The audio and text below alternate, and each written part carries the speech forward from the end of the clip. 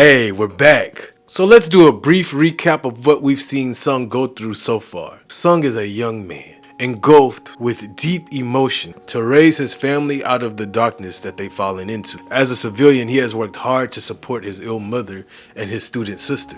His father has vanished. It's no surprise that when he finally awoken, he went straight to the Hunter Association. However, the only thing that is stopping him from supporting his family the way that he would love to, he's had zero ability to accomplish even the most basic of missions. He is the weakest hunter of all the hunters. However, he reaches a point.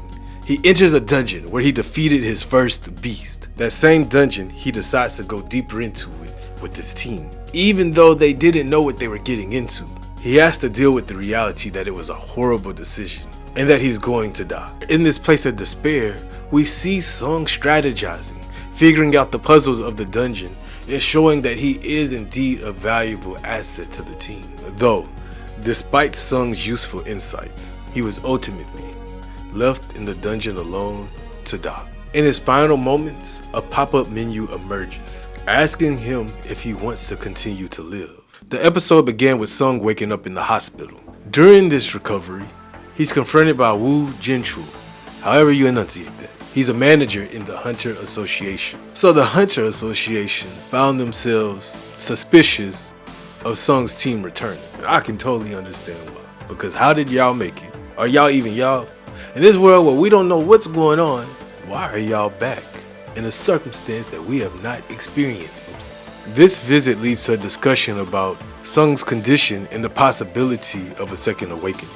Throughout the episode, Sung notices these game-like pop-up windows that only he can see. Sung's sister also came to visit him while he was recovering.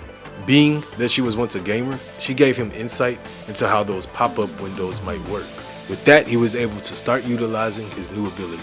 The pop-up window gives him tasks to do, and if he does not complete the task, he is faced with a consequence. For whatever reason, he does not take these initial tasks seriously from the random pop-up windows that only he can see. Rather than participating, he chooses to go to sleep, and he awakens to find out that he has failed the challenge. As a consequence, he's cut and pasted into another dimension, a red desert full of huge beasts that are trying to kill him, where he must run and escape for 4 hours. Once he survives this consequence, he realizes he needs to start taking these pop-up windows seriously. He begins training and following the task.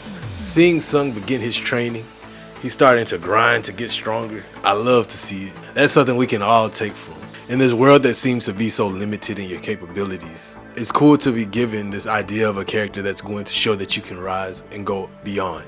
We find out that he receives points to increase his stats, along with small gift boxes that come with different small rewards. The last reward that he received was some type of key. He's led to another dungeon that he's going to enter alone. He uses the key he received to get into this dungeon. He's under the impression that he could just run away if things get too bad.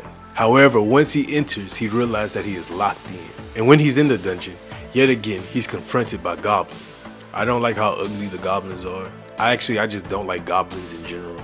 Goblins are ugly. These goblins seem quite annoying. However, he's recognizing that he's stronger. He's realizing that his abilities have increased. And just like that, he was able to take out all 3 of the goblins. But after that, a massive wolf beast appears, and he instantly knows that this beast is much stronger than those goblins. And it's here that we are left on the cliffhanger, unaware of what's to come next. I don't know how these limitations are going to work in the future of the show. Ideally, maybe more people's abilities can be expanded in some ways. This seems to be a world that's really forcing limitations, yet giving a particular character that can go beyond all the limitations, or has the capacity to go beyond limitations. I love that idea in and of itself. However, I would like to see if there's other characters who will be able to evolve and we'll see them grow. And as I've said before, I like to use this type of content to give back and to stay aware of what other people are going through as well, because even though this could be content for me, it could be a real situation for someone else. So I'm going to make a donation on behalf of the Amputee Coalition, and that's what I would like to do in response to this video and this content that I've been consuming with solo leveling. I'd like to give back in that way. But again, I'm Troy. Thank you. I would love for you to help support me. Please like, subscribe, hit the notification bell. Let's thrive together. I love to see the progression, and let's go. I'm out.